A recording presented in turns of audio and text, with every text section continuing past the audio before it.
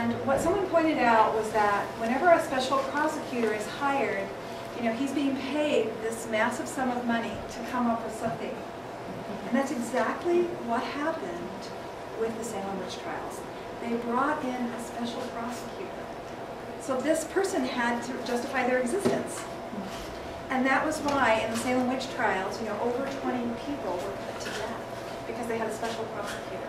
And they didn't go through the normal channels of justice that were set up for normal civil offenses, which is you are accused of a crime, you're what? Innocent until proven guilty. This was not the case at all with the Salem witch trials. They were guilty upon accusation. Not only were they guilty upon accusation, but in order to get free of the accusation, they had to implicate other people. It was just a horrific thing that happened. So they bypassed the normal system of justice, which was innocent until proven guilty, and then jury trial by one's peers. So that whole thing is a very fascinating, interesting study in this period of American history. And it wasn't, it wasn't just happening in Salem, like we learned in Witch of Salem or Witch of Blackbird Pond. It happened in Wethersfield, Connecticut. It happened in other places in Massachusetts. So it was a really strange phenomenon that kind of spread across the colonies, and all that sort of religious fundamentalism that just gets so crazy. Where they kill people thinking they're doing God a service. We have the same thing going on today. It's religious fundamentalism in its worst form. So that's an interesting aspect. Okay, let me see if there. Oh, I do want to encourage you, especially for your younger children, to not forget about the Dallaire books. I know a lot of you have them, and a lot of the children have been assigned, to select a colonial figure and do some research on them and learn some facts about them.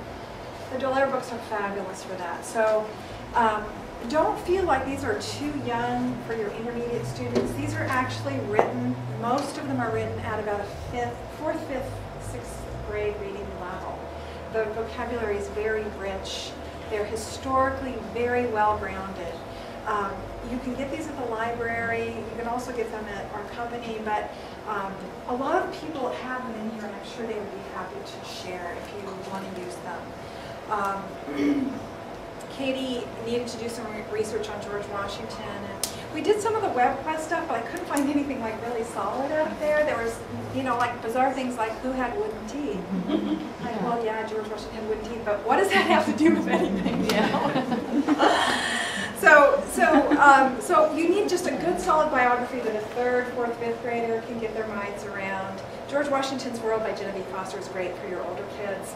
So use those resources. Most of you have them in your home. Don't forget to pull them out. And then, like I said, use them for your timelines. And I think that's all I have to say. So any questions or any thoughts or anything you're struggling with that you need help with? Is there in existence, am I just looking at a list of supplemental reading to go along? Yes, thank you. That was the other thing I was going to say. When you got your packet at the beginning of the year, it had the whole scope and sequence of everything we're going to study this year. And under your required reading, there's a whole list of supplemental reading. And I really want to encourage you. Those supplemental lists have been worked over really, really well.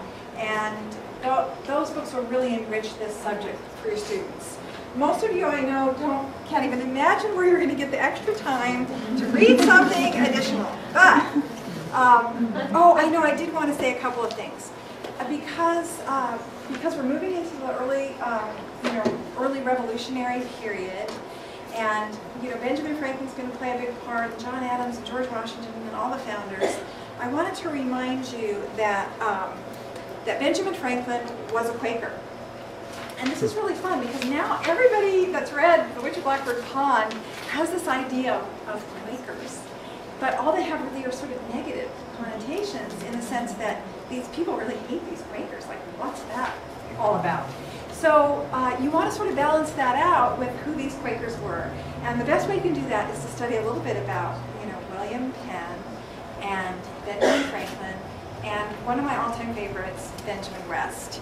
And Benjamin West was a little boy that grew up in Pennsylvania. He was in a pretty strict Quaker family, and he had this extraordinary gift.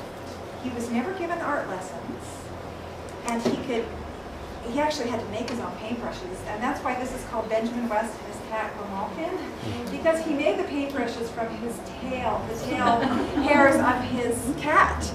And then the Pennsylvania Indians, who were very friendly Indians because they had been so well treated by William Penn, taught him how to make colors from the earth. And Benjamin West was so phenomenal in his ability to depict the human face and the human form as a young boy that he was noticed by a Boston businessman who said, I'm going to pay to send this child to art school.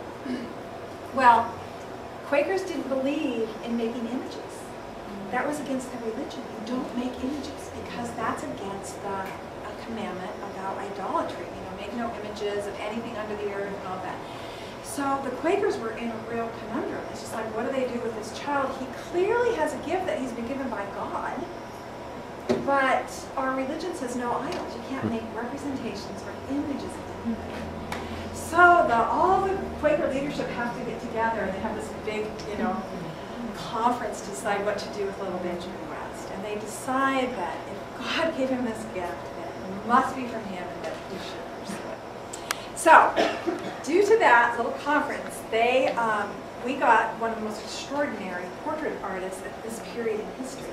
Not only that, he was so skilled, he was sent to London to the Royal Academy of Art, and he sat under the great portrait artists in London at the time. He was a friend of Christopher Wren, the great architect who rebuilt London, and he got to just rub shoulders with all these really notable people. He was so phenomenal that he was the only American ever put in the position of president of the Royal Academy of Art of London. And that still holds today. No American has ever held the title since Benjamin West, this little Quaker boy that grew up in the woods of Pennsylvania. So this is a really fun story to do. It'd be a great read aloud as a family because it's just his childhood growing up and all the little adventures he has with his cat.